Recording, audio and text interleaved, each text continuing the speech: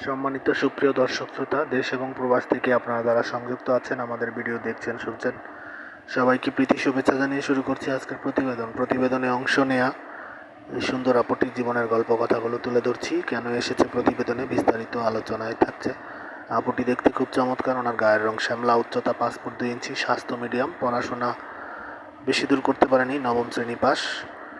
উনি ওনার পরিবারের ছোট মেয়ে, ওনারা 2 বোন, বড় বোনের বিয়ে হয়ে গেছে। পরিবারে ওনার বাবা আছে, মা আছে। বাবা আপনার হচ্ছে ছোটোখাটো কাঁচামালের ব্যবসা বাণিজ্য করে, মা গৃহিণী। আর ওনার বড় বোনের বিয়ে হয়ে গেছে, বোনটি আলাদা থাকে।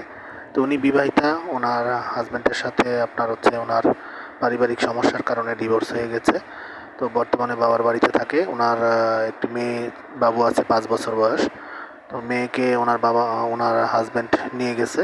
এখন উনি সিঙ্গেল আছে। বর্তমানে একটি পোশাক কারখানাতে কাজ করতেছে। সেখান থেকে যতটুকু স্যালারি পায় নিজের খরচটা চালায়। তো নিজের ভবিষ্যতের কথা চিন্তা করে প্রতিবেদনে এসেছে একজন ভালো মনের মানুষের খোঁজে, কোনো প্রকার সহযোগিতা বা সাহায্যের জন্য নয়। তো উনি বলেছে পাত্রের বয়স বা চেহারা কোনো বিষয় নাই, পাত্রকে কর্মঠ হতে হবে। তো একজন ভালো মানুষের খোঁজে এসেছে।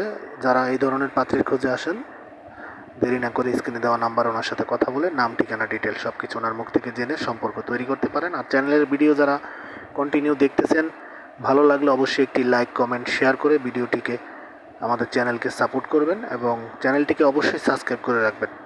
তো সবাই ভালো থাকবেন, সুস্থ থাকবেন। স্বপ্নভূমি এবং স্বপ্নের ছোঁয়া চ্যানেলের সাথে থাকবেন। আসসালামু আলাইকুম।